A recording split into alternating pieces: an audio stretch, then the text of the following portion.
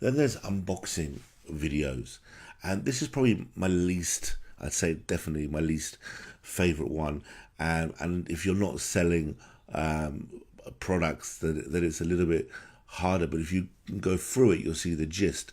Because what you can do is you can take the principles of it and use it in your service-based business. So pretty much the pros and cons is it's not for everybody, as I just mentioned. It's for some people, and if you're talking about a T-shirt or a mug or some kind of physical product, there's only so much you can say. You can get real boring real quick, and not much done. It's not much done on Facebook. I mean, it's you don't see it that often. It's more on YouTube that you see it. So when you do it with a little bit of imagination and creativity, you can make these unboxing videos really stand out. So an unboxing video process follows a pretty much a similar format to the previous one. Introduce yourself as a reviewer. People like people, so be human and just be yourself on camera if you're comfortable being on camera. If not, at the beginning, just do it the best way you can, maybe just showing your hands or whatever. And talk about why you love the topic. Show your passion.